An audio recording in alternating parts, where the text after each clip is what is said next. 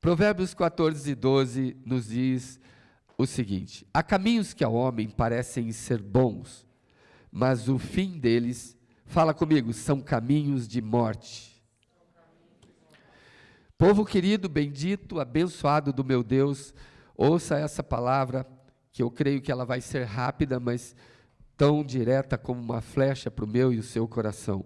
Desde o primeiro dia em que você vem para esse planeta, quando você surge aqui na história, o inimigo vem para destruir a sua personalidade, para destruir a sua honra, para destruir a sua esperança, para desfazer, desintegrar o seu caráter e te afastar de Deus.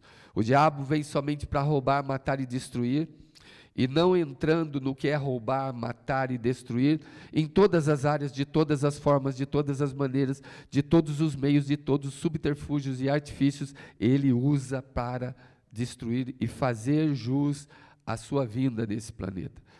O inimigo simplesmente te odeia, e desde quando você aparece como ser, como gente, ainda no ventre, ele marca a minha e a sua história, através de sentimentos, através de ressentimentos, através de ataques emocionais, e muitas pessoas são feridas ainda no ventre. A sua hospedeira, ou você que é hospedeiro, sua mãe, sofre muito, muitas coisas acontecem durante a gravidez, enfim, desde que foi anunciado que alguém viria ao mundo, e que esse alguém teria um propósito de Deus, um projeto de Deus, creia-me, o inimigo vem para te destruir. O bom de tudo isso é que se existe alguém querendo te destruir, é porque existe alguém querendo te proteger. O bom de tudo isso é que se existe alguém querendo anular a sua vida e dar um fim à sua vida, é porque tem alguém que escreveu sobre a sua vida no livro eterno dele. O bom de tudo isso é que maior, melhor, mais forte é o que está em nós do que aquele que tenta nos destruir. Amém, gente? Eu me lembro muito claramente de situações que marcaram minha vida. E eu me lembro quando eu tinha para 15 para 16 anos, fizeram uma festa para mim, aquele negócio, 15 anos e tal, o menino está virando homem, aquela coisa toda. E eu namorava uma menina. O meu tempo de namorar é diferente do tempo de vocês. O tempo de vocês é namorar na cama. O meu tempo era namorar de oi. O meu tempo era namorar de, você é minha namorada e eu sou seu namorado. E a gente não sabia o que era encostar um no outro. Era namorar de oi, entende? Era esse namoro. Às vezes a menina na escola, só você sabia que namorava ela não sabia que era sua namorada. Então meu tempo era assim, entende? Mas eu me lembro de uma marca muito profunda, mudando a voz, aquele momento que o menino começa a virar homem, né? E aquela menina era a menina do bairro, era a menina que todo mundo falava dela e ela era minha namorada, olha aí. Então vem uma pessoa da minha família na festa e diz assim: você não pode namorar essa menina é muito bonita para você. E eu me lembro, eu estava todo empolgado na festa assim, né?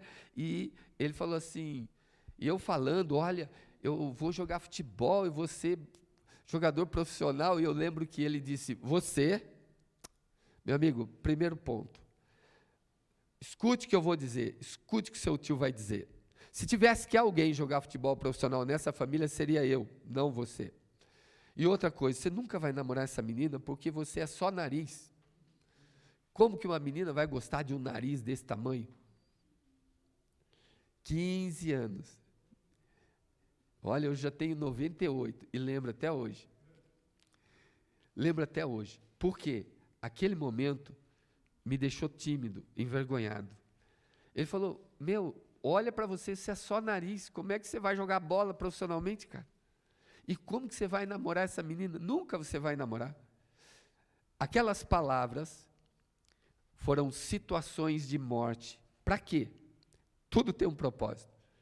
Para me manter tímido, para me manter recluso dentro de mim, fechado. eu me tornei complexado. Eu não queria bullying. Eu evitava aparecer.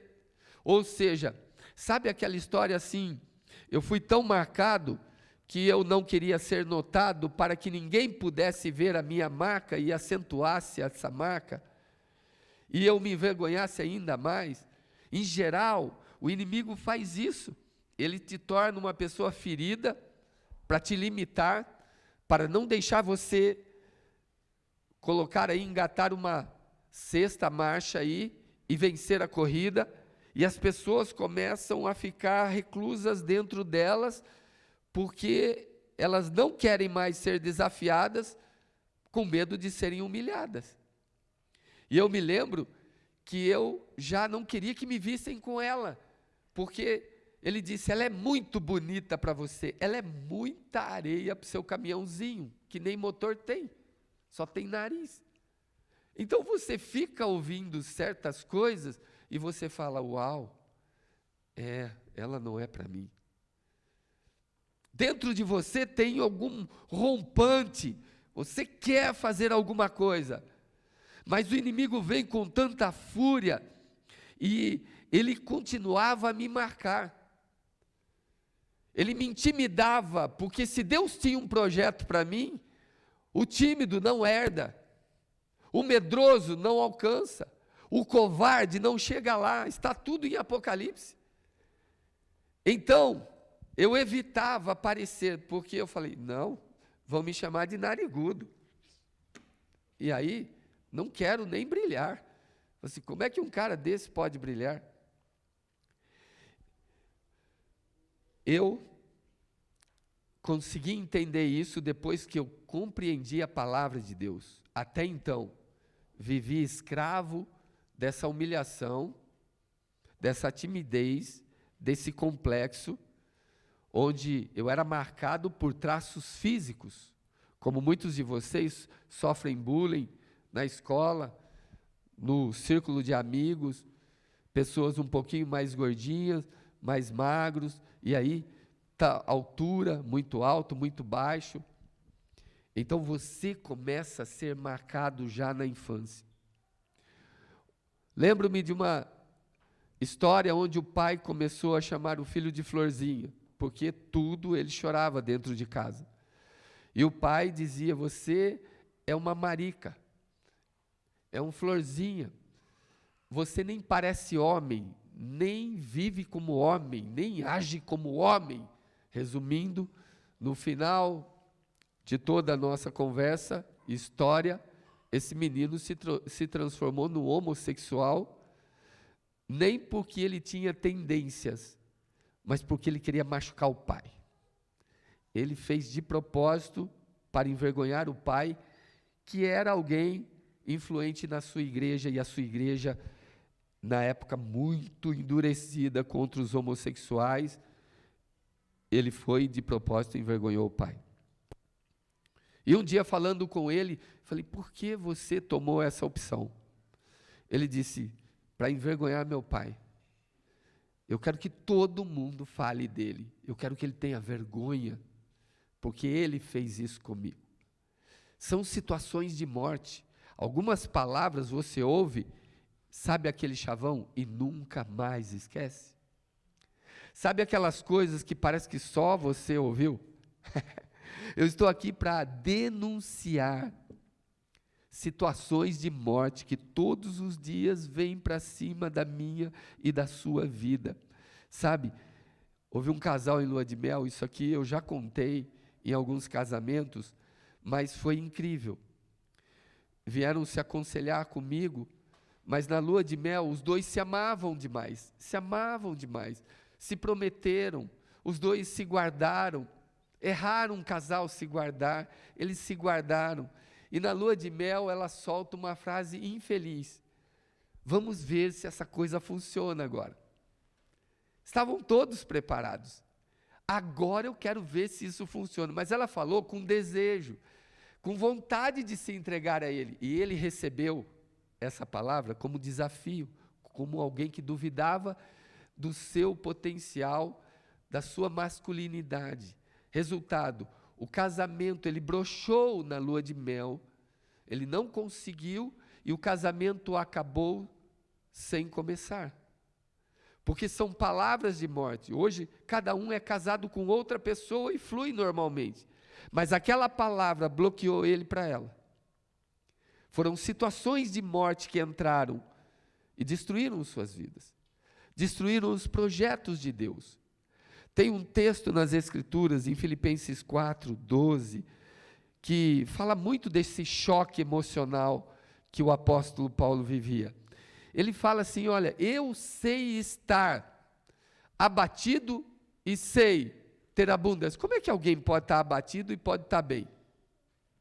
Eu sei andar de todas as maneiras, em todas as coisas, eu estou instruído, eu aprendi a ter muito e a não ter nada, a ter em abundância e passar necessidade, e continuar do mesmo jeito. E a Bíblia diz no verso 13, que ele pode, consegue, todas as coisas, em Cristo que o fortalece. Ou seja, ele consegue viver com os extremos, porque ele tem Jesus. Amém, gente? Esse é o ponto que a igreja não entendeu ainda. A igreja vive na dimensão do ver para crer. Paulo vivia na dimensão do crer para ver. Então, ele conseguia entender que aquilo que está acontecendo com ele não é o final. Ele passava por isso de boa.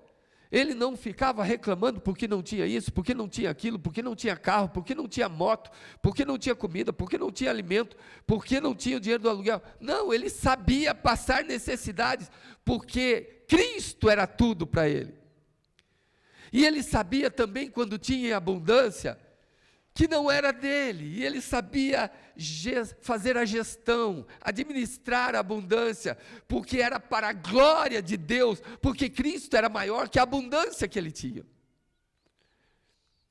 Se nós não soubermos separar o momento de dor, de dificuldade, de ataque, estando sob estresse, estando sob acusação, e do tempo em que você está bem, você vai se perder nos sentimentos, e a palavra do Senhor, segundo Coríntios 5:7, diz que nós andamos por fé, e não por vista. É por fé que nós andamos por fé no Filho de Deus. Cuidado, palavras, elas têm sentidos e significados. Se você não sabe, muitas delas são geradoras de vida ou de morte dentro de nós. Algumas nos empurram para a vitória, e outras nos amarram, nos aprisionam para as derrotas. Palavras geram vida e morte dentro de nós. A palavra, ela tem um poder gerador sobrenatural em cima das suas emoções. Tem algumas coisas que a esposa ouve do marido, que pode se passar 1, 2, 3, 10, 20, 30, 40, e se fizerem bodas de ouro, ela nunca vai esquecer, porque gerou morte, porque naquele momento o inimigo entrou e trouxe uma situação de morte, e matou ali a esperança que havia naquela área. Maridos vão ouvir da esposa alguma coisa que nunca mais irão esquecer. Podem continuar casados, podem continuar amando, mas dependendo do que ouviu, sempre vai voltar. Ele releva, mas ele não esquece, porque gerou morte. Então são situações de morte que o inimigo traz, palavras agressivas sobre nós, palavras influenciadoras sobre nós, e elas nos marcam como um ferro de passar, como alguém esquecendo um ferro de passar em cima de uma roupa nova. A ira que vem com toda essa palavra, a bagagem emocional, tudo aquilo que você carrega. Então, foram situações de morte, porque foram caminhos que nós escolhemos, mas que geraram morte. Em Provérbios 14:10, fala muito disso. Você que tem um coração e que tenta elucidar a sua própria história, Provérbios 14:10 diz que o coração conhece a sua própria, fala assim comigo, amargura. Só você sabe onde dói dentro de você. Os que estão de fora dizem assim: olha, ele está sofrendo muito, não tem ideia. Ele está passando por isso, não tem dimensão, não tem ideia. Só quem passa, só o coração é que conhece a própria amargura. Só você sabe onde você foi marcado. Só você sabe onde a dor é profunda. Só você sabe onde é dilacerado. Só você sabe onde aquilo provocou morte, provocou uma situação de desistência.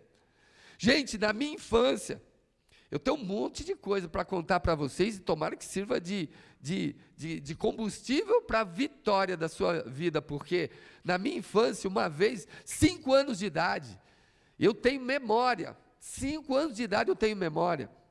Eu me lembro que nós fomos para um sítio, minha mãe me levou meu irmão, colocamos uma bermudinha curta, camisinha igual, eu era raquítico, franzino, magrinho, meu irmão já era gordinho, bonito, viçoso, bichinho, apesar de ser mais novo do que eu, parecia maior do que eu. Falei assim, poxa, esse foi tratado com chá de bambu e o outro, coitadinho, com água pura. E aí, os dois bonequinhos parecem os filhos da Sara, que sai tudo igual, tudo par de vaso. Nós vamos lá, camisinha branca, bermudinha vermelhinha, assim, e fomos todos bonitinhos para visitar. Chegando lá, a mulher encontra a minha mãe, elas se abraçam com alegria tal, e ela olha para o meu irmão e fala assim, Mada, quem é? Minha mãe fala, meu filho. Olha que alegria, ela vai logo no bonitão, lá no gordinho, no fofinho, e ela chega ali, eu lembro até hoje, ela falou assim, Mada, que graça de menino, que lindo, que fofo, que graça. E eu estou ali, perninha torta, camisetinha, peitinho de pombo estufado, cabelo lambido. Estou esperando porque meu irmão veio no colo e eu vim andando. E eu segurando para minha mãe e olhando para ela, meus olhos brilhavam e falava assim, daqui a pouco ela vai falar de mim. Então ela olha para o meu irmão e abraça meu irmão e pega, que bochecha, que olho, que cara, que boca, que tudo. E eu estou olhando e daqui a pouco minha mãe diz, esse também é meu filho. Eu falo, oi. Com 5 anos eu descobri que eu não era lindo, que eu não era fofo, que eu não era bonito, que eu era um pauzinho de vira-tripa e que eu era um oi. Com 5 anos, eu saí de lá acabado. E eu olhava para o meu irmão, que lindo, eu queria ser gordo igual você. Eu queria ter bochecha igual a sua, dente igual ao seu, cabelo igual ao seu, com 5 anos. Situações de morte. Eu consegui entender ali, quando ela não me elogiou, que as palavras nos trazem lembranças, memórias, que só nós ouvimos. Eu conto esse episódio para minha mãe diz, não me lembro disso. Sabe por que não se lembra? Só você ouviu. Tem situações que você passa, só você ouviu. Tem palavras que você ouve e só você ouviu. Ninguém se lembra, só você. Porque não marcou ninguém, foi irrelevante para todo mundo. Só eu sabia que eu não era bonito, que eu não era fofo, que eu não era lindo, que eu não tinha graça, que eu era sem graça. Só eu sabia, porque eu ouvi tudo que meu irmão tinha e eu não tinha nada. Só eu ouvi. Entende agora porque tem situações que você fala, me lembro como se fosse hoje, você falou isso e a pessoa diz, eu nunca falei isso. Porque para ela nem se lembra, para ela foi irrelevante, para você marcou como um ferro. entrou na alma, atravessou o seu emocional, e ali limitou você em alguma coisa. Eu já sabia, eu estava lá assim, esperando, segurando a mão da minha mãe, ela só falou um oi, e acabou a visita. Já era hora de ir embora. Situações de morte que o inimigo lança contra mim e a sua vida, desde a mais tenra infância. E aí você cresce aprendendo que você é feio. Você cresce aprendendo que você não é igual ao outro que é valorizado. Você cresce aprendendo que talvez dê certo, mas você tem dúvidas quanto a você mesmo. Você cresce tentando se casar para tentar mostrar para alguém que você pode e erra tremendamente. Você tenta fazer alguma coisa que as pessoas possam olhar para você e dizer, não, ele namora, ele não está sozinho, ele não é tão ruim assim, tão feio. E você acaba arrumando um anzol de galho, um enrosco, ao invés de um companheiro, de uma companheira, só porque dentro de você tem uma timidez exacerbada. Você foi tão marcado, tem tanto medo de ser exposto, foram situações de morte geradas em você, e que você não reage. E ninguém vai reagir até que entenda os verbos da morte, até que entenda os caminhos da morte, até que entenda como vencer a morte. Eu não disse driblar, eu disse vencer, até que entenda como não sucumbir diante dessas coisas. Eu, sabendo disso e conhecendo a palavra, jamais faria isso com os meus filhos. Eu jamais deixaria os meus filhos experimentar o que eu experimentei, viver o que eu vivi. Então, sem que os meus filhos soubessem, eu vou levando todos eles a não serem tímidos, a serem ousados, a serem diretos, a concluir o negócio, a fazer o gol. Eu não deixo eles ficar à beira do caos, à beira do abismo, e nem decidindo por eles. Se eu tenho a direção, eu já mostro a direção, e aqueles que vão do meu lado, ainda que sejam medrosos, tímidos, covardes, eles veem em mim coragem que eu não tive porque eu não tive mentor, coragem que eu não tive porque eu só consegui me libertar, porque a palavra entrou. Se a palavra do Todo-Poderoso não entrasse, eu seria um Zé Ninguém até hoje.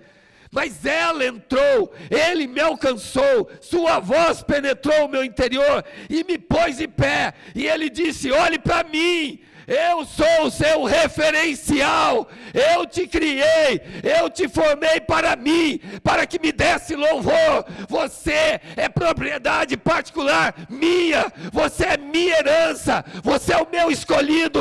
Eu te escolhi, eu te amei, mais do que tudo, mais do que todos, e eu te escolhi para mim mesmo. Então eu me libertei. Então eu olhei, não importa o que achem, não importa o que vejam, não importa o que pensem, importa que ele, o maior de todos, o melhor de todos, olhou para mim e disse: eu vejo que ele é bom, que isso tudo é bom. Quando Deus cria a terra, ele olha para a terra que criou e viu Deus que tudo era muito bom. Então, quando ele olhou para mim, eu falou, mesma coisa. Então, a palavra me libertou. Então, o estigma da morte foi embora. Então, começou a nascer alguém que olha para um outro horizonte.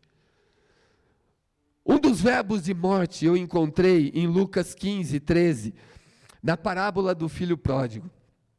Ali está dito uma palavra somente, que mostrou o verbo da morte na vida de pai e filho. A Bíblia diz assim: em poucos dias depois, o filho mais novo, ajuntando tudo que ele achava que era dele, mas era do pai. A Bíblia diz assim, fala assim comigo, partiu. O verbo partir aqui, o significado de partir aqui é rompeu. Ele não partiu como alguém tem esperança para ir e vir, como alguém muda de um lugar para o outro. Não, ele rompeu. É verbo de morte. Ele se separou, ele se distanciou da casa do pai. E ele trocou a casa do pai pela ilusão de uma terra distante. Tem gente que tem a especialidade de partir o coração de quem o ama. O pai ama o filho, e a Bíblia diz ele partiu. Você sabe qual é a dor da partida? É a dor da morte, é a dor da separação. Viva 20 anos, 30 anos, 40 anos com uma pessoa, e quando ela vai embora, você vai ver o vazio que fica nessa história. A Bíblia diz que ele parte por uma terra longínqua, mas não é para viver mais como o pai vivia, é para viver longe do pai, é para não viver como o pai queria, é para não ter as coisas, nem ver o mundo como o pai via, e nem para seguir os conselhos do pai. Era literalmente para zombar do pai, para ir contra tudo aquilo que aprendeu do pai. A Bíblia diz que ele vai para jogar fora tudo que o pai ajuntou, tudo que era precioso para o pai. Ele queria viver uma vida dissoluta, resoluta, distante. Ele queria viver no anonimato, mas se tivesse que ser notícia, seria notícia contra todo gesto de amor do pai. Ele partiu. Ele rejeita e abandona a casa do pai para partir o coração do pai. Ele é tão sem personalidade que ele não parte vazio, não parte sozinho. Ele parte para romper com o pai, levando o que é do pai. E ainda se apropriando da bondade do pai. Mas ele partiu. Tem gente que faz isso. Tem gente que se separa só para machucar o outro.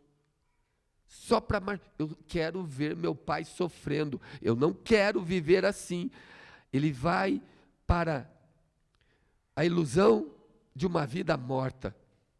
Sabe, às vezes eu vejo separações e as pessoas vêm conversar comigo, onde diz assim, mais ou menos isso, o marido diz, olha, eu encontrei alguém melhor.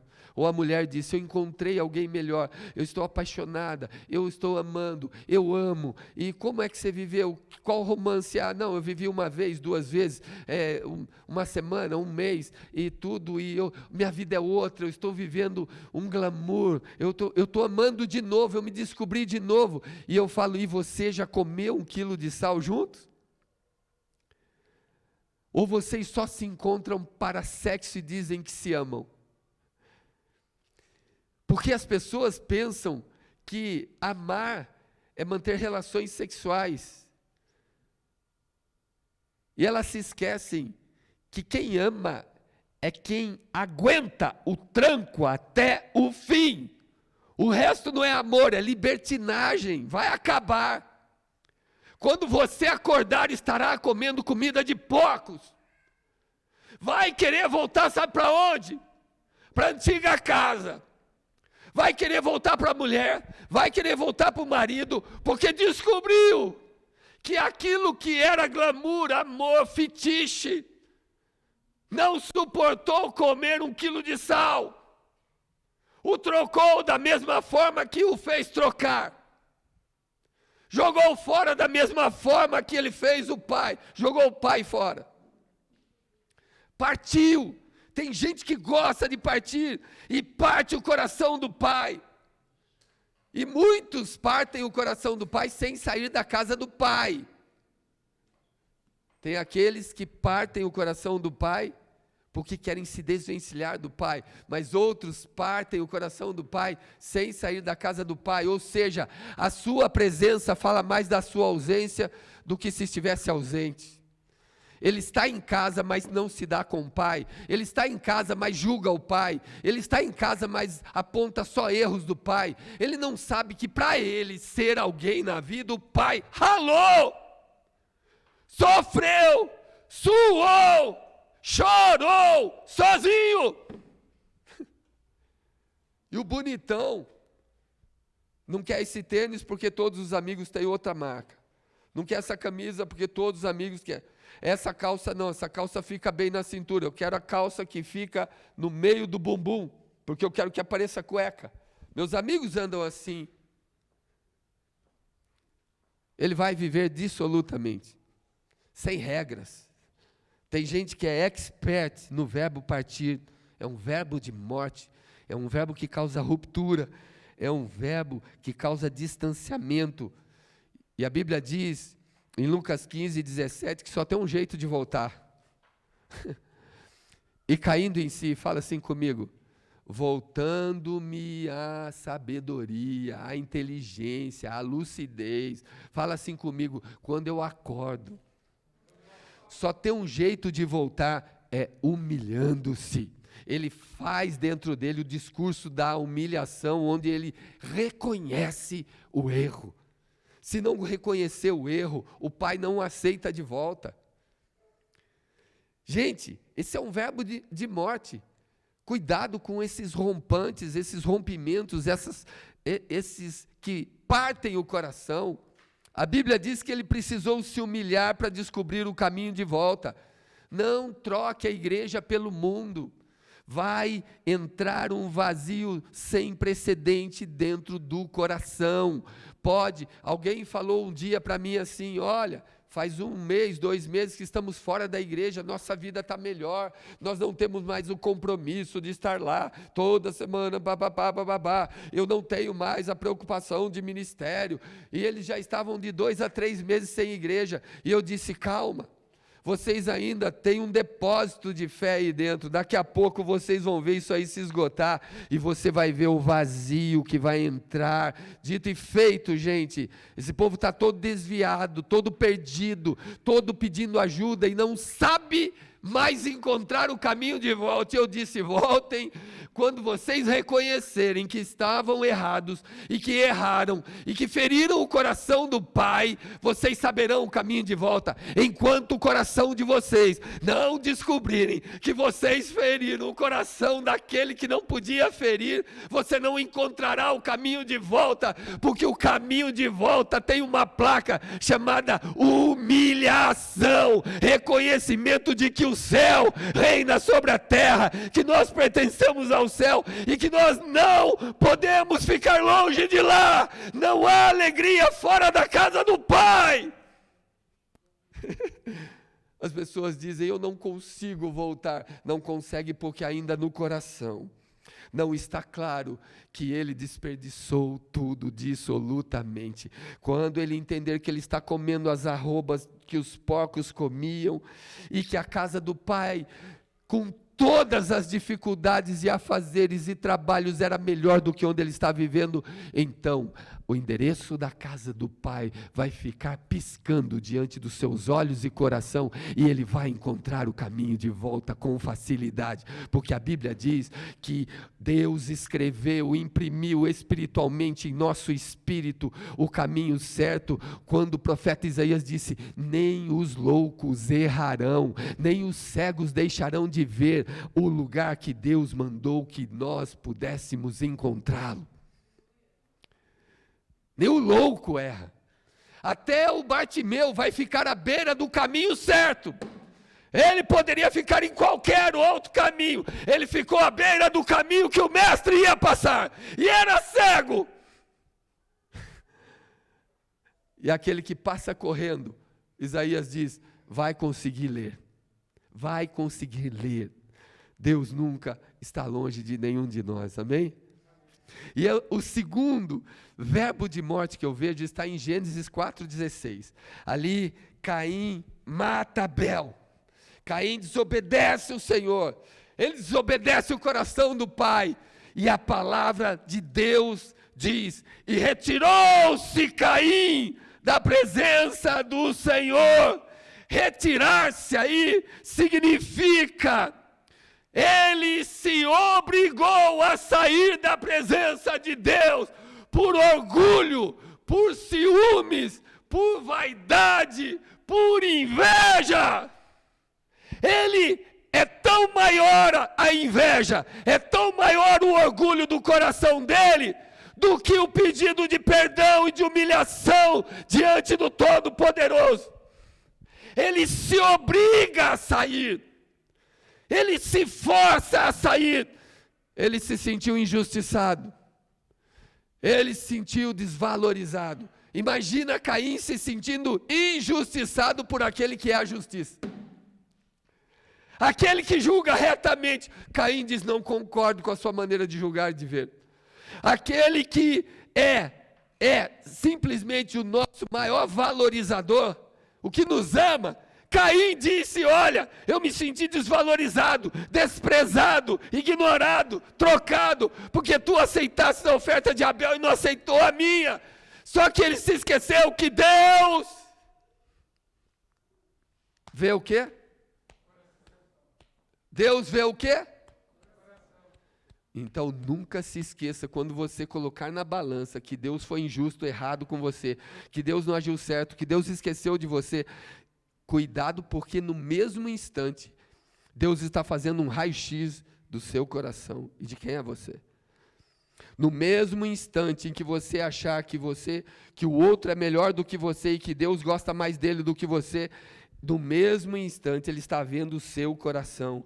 No mesmo instante que você julga, Ele ofereceu sacrifício, ofereceu, mas Ele ofereceu sem coração, sem entrega, sem sangue. E sem sangue não há remissão de pecados.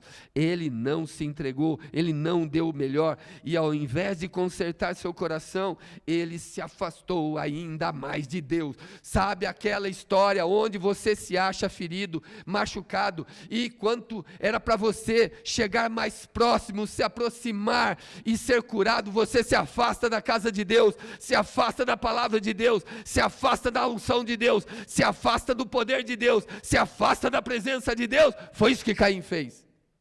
Muitos de nós orgulhosamente nos afastamos também. É só vocês brigarem entre vocês na igreja e vocês se afastam, sabe de quem? De Deus. E Deus não tinha nada a ver com isso. Mas nós nos afastamos de Deus, nós culpamos a Deus. É só Deus gostar da oferta de Abel, mais do que a sua, porque ele cantou melhor, porque ela tocou melhor, porque o outro pregou melhor. Nós nos afastamos de Deus e trocamos a glória de Deus pelo nosso orgulho. Vira para alguém do seu lado e fala: misericórdia. Fala: está sendo difícil para você hoje, hein? Não se obrigue a sair da presença do Senhor por causa do orgulho ou por causa de um coração duro. Só sai da presença do Senhor porque é aquele que não consegue ouvir a correção. Então, ele deixa o tempo curar, não a palavra. Mas vocês sabiam que a palavra, ela dura mais que o tempo? O tempo só existe por causa da palavra, não é a palavra por causa do tempo. E a gente faz diferente. Nós fazemos o tempo curar porque eu sou orgulhoso demais para me reconciliar, para dizer: estou errado, não foi certo, estou aqui. Como diz a palavra do Senhor: faça de mim o que quiseres, Senhor. Sabe por que o ladrão conseguiu ser salvo? Porque ele reconheceu na mesma cruz Jesus como Senhor. Ele disse: Senhor, lembra-te de mim quando entrares no teu reino. O outro chamava: o cara, se você é o cara mesmo, tira daqui, tira nós também, tira você e tira a gente. E o outro disse: Senhor, e reconheceu ele como: quem se humilha será exaltado, e quem se exalta será humilhado. Deus abomina aquele que se exalta, aquele que acha que é o melhor, aquele que acha que prega melhor, aquele que acha que os outros não servem, não pregam direito, não sabem fazer nada. Deus abomina. Deus não recebe nada desse pregador. Sabe qual é o pregador bom? É aquele que faz pregadores melhores do que ele. Porque ele faz por um rei, por um Senhor que ele ama. Você não prepara ninguém para você, você prepara alguém para ele, para fazer a obra dele, a glória dele, o nome dele, exaltar o reino dele. Então esse é bom para Deus. Por isso que João Batista foi tão importante quando ele disse assim: importa que ele cresça e que eu Então, cuidado com esse verbo da morte, porque esse verbo diz que ele se retira da presença de Deus por orgulho. E a palavra de Deus diz: todo aquele que é orgulhoso, todo aquele que não ama e que tem o orgulho como fonte de existência, vai ser um fugitivo de Deus para sempre. Ele falou: Caim, ele mesmo falou: agora serei fugitivo e vagabundo na terra, porque me lanças fora da tua presença. O orgulho, os ciúmes, a inveja, leva-nos a sermos fugitivos da glória de Deus. Nós não conseguimos encarar a Deus. Nós fugimos dele. O segundo verbo de morte é: retirou-se Caim da presença do Senhor. Não faça isso. Quando você for corrigido, alegre-se. Quando você for afligido, alegre-se. E se for injustiça ainda que fizeram contra você, alegre-se, porque grande é o seu galardão no céu. Foi assim que aconteceu com os profetas que foram antes de vocês. Eram homens piedosos, que não tinham mais a sua vida por preciosa. Eles viviam a vida de Cristo. Amém? E o terceiro verbo de morte está em 2 Timóteo 4,10. Está dito assim: porque Demas, amando o presente século, fala comigo, me abandonou. O sentido aqui de abandono é esse: não se interessou mais, descuidou propositadamente. O verbo, ele assinala uma despedida, uma ruptura, uma troca definitiva e irreversível. Ele troca o líder Paulo, porque estava preso, pelos prazeres desse mundo. Ele troca o cuidado das igrejas pelos prazeres desse século. Ele troca o chamado de Deus, a obra de Deus. Ele troca ser representante de Deus na terra para viver os desejos libidinosos do seu coração, aquilo que fazia, que saltava, que enchia os seus olhos. Ele diz: porque Demas, amando o presente século, ele amou mais o mundo do que a Deus, ele também se afastou de mim, ele me abandonou. Porque ele amou, ele ignorou a palavra, ele não vê mais sentido em estar louvando, ele não vê mais sentido em estar pregando, ele não vê mais sentido em estar servindo. Alguém chegou para mim outro dia e disse assim: pastor, eu não sinto mais desejo de fazer a obra de Deus. Eu não sei, eu não tenho mais gosto, eu não tenho prazer, eu não quero mais estar. Então eu decidi que eu não vou mais fazer. E eu disse: grande, terrível engano esse seu. Ignorante esse seu engano. Não é você que escolhe ele, entenda. É o maior que escolhe o menor, não é o menor que escolhe o maior, é ele quem te escolheu, você não escolhe ele, no meio de tantos habitantes na face da terra, te escolheu para fazer a obra dele, e você o abandonou. Quando você o abandonou, seus olhos foram parar em outro lugar. E quando você o trocou pelo mundo, você caiu na sentença da palavra, que aquele que se torna amigo do mundo, se torna inimigo de Deus. Ou seja, não foi você que decidiu não fazer mais, foi ele quem tirou a glória dele, que havia colocado em você. Saiu do meio de você a graça, saiu do meio de você o fogo, do mesmo jeito que saiu de Lúcifer, saiu de dentro de você. Lúcifer nunca mais vai reger a orquestra celestial, porque de dentro dele saiu o fogo que o tornava acima da média, saiu a glória de Deus. Então eu disse: saiu de você a graça, a glória, a virtude, a presença. Por isso você não tem prazer nele. Como eu posso dizer, eu decido se quero fazer ou não, sendo Ele o soberano, eterno, todo-poderoso, aquele que ninguém era, aquele que era, é e há de ser, e ninguém pode se comparar a Ele. Como eu posso dizer a Ele o que Ele tem que fazer? Meu amado, é Ele que não quer mais contar com você e você não percebeu. Como Saul foi rejeitado, muitos serão rejeitados. Como muitos que começaram a obra, fizeram e depois o abandonou, ele caminha sozinho. Ele caminha porque o poder está nele. Mas não sou eu quem digo, que dito a regra, agora esse faz, esse não faz. É o céu que escolhe. Ninguém faz nada aqui se o céu não disser que deve fazer. Então eles abriram mão da fé. Essas pessoas, como Demas, ele abriu mão da fé. Ele recebeu tudo, mas não valorizou. Como Judas não valorizou, como muitos outros não valorizaram, ele também abre mão da fé. Ele abandona o ministério, ele se afasta da igreja, ele perde o temor da presença de Deus.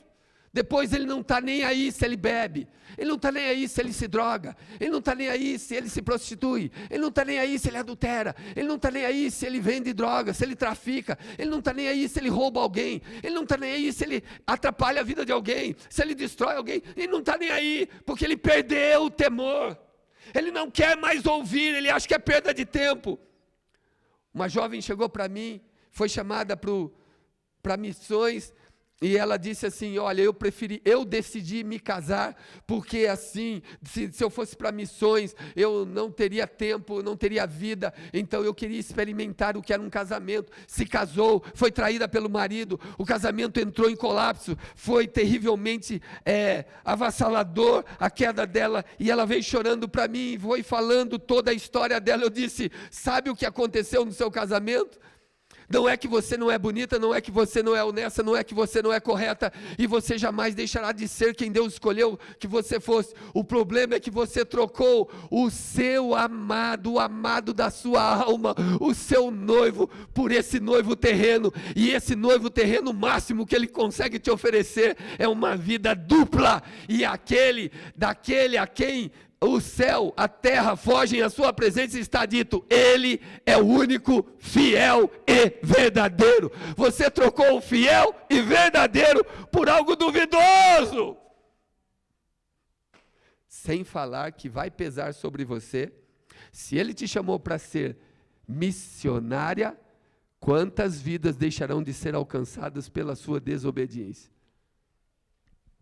Ela entrou em pane, odiou conversar comigo.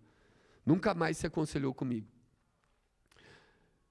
Mas eu termino aqui falando para você, os conselhos, não saia da casa do Pai, porque há situações de morte por aí. E o inimigo vai te marcar desde a sua infância. Não se retire da presença de Deus, não abandone o seu chamado. Como eu venço essa proposta da morte na minha vida, transforme tudo isso em vida. Não saia da casa do Pai. Provérbios 14, 27. Eu trouxe aqui esse versículo para a gente fechar com chave de ouro. Diz assim a palavra santa e bendita do Senhor. O temor do Senhor é uma fonte de vida. Fala comigo, livrar, preservar dos laços da morte. O temor do Senhor é fonte de vida para evitar os laços da morte. O inimigo vai trazer situações de morte para você, mas você pode vencer todas. Como? Com o temor do Senhor. Sabe, você não vai fazer algo, não é porque alguém está te vigiando, é porque você ama demais o seu Senhor. É só por isso. Mas e se o outro quer fazer e aprontar e te prejudicar? Entrega ele para Deus. Você quer? Vai. Eu não vou porque eu amo meu Senhor. Tem gente querendo colocar cabresto, laço. Tem gente querendo colocar correntes nos parceiros. O marido não deixa a mulher ser mulher. A mulher não deixa o marido ser marido. Se vigiam. Eu vou frustrar essa vigilância. Ela é falha, ela é dúbia. Ela é tão tola que quem quer trair, trai em qualquer lugar, de qualquer jeito, a qualquer hora, à luz do dia ou na noite, de qualquer jeito, em qualquer lugar, por rede social, sem rede social. Não, mas eu tenho que ter a certeza. Você nunca tem a certeza se você não vive 24 horas com a pessoa. A certeza você tem que ter para você. A sua paz tem que estar naquele que você serve. A minha paz está em Cristo. Se ele me trair, ele trai Cristo. Se ela me trair, ela trai Cristo. O temor do Senhor é a fonte de vida para evitar os laços da morte. Não troque o coração do Pai. Não troque por algo que você nem conhece. Não, eu quero viver com ela, porque ela foi bom aqui na cama comigo. Como? Se você ainda não comeu 1 quilo de sal com ela, você vai ser chutado na primeira oportunidade. Ninguém troca de lugar com ninguém para passar dificuldade, meu povo. Acordem, cuidado com as aventuras. Para que você vai trocar o coração do Pai?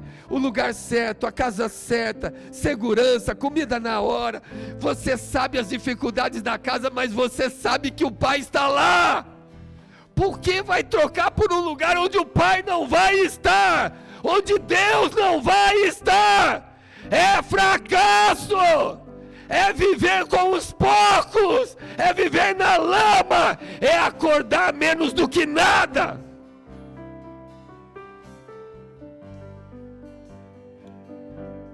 Não se retire da presença de Deus, não fuja, encare a palavra.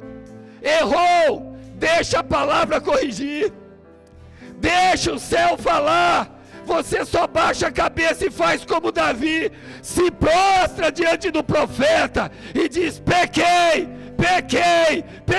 contra o céu, pequei contra a minha esposa, pequei contra os meus súditos, pequei contra o meu reino, pequei.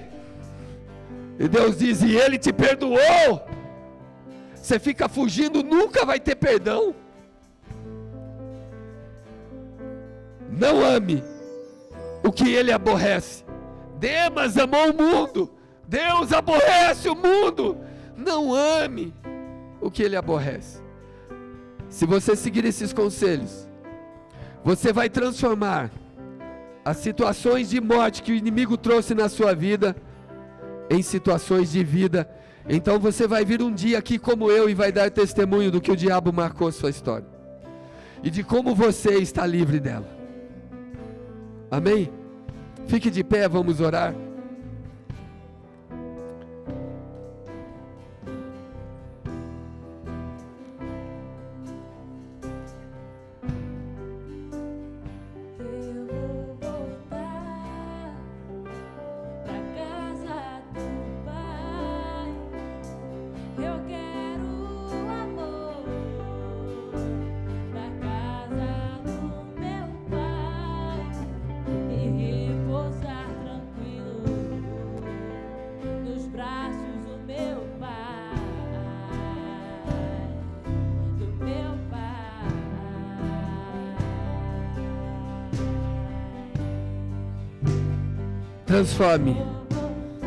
Transforme a situação de morte em vida. Volta para a casa do Pai. Volta para o coração do Pai. Volta a amar de novo.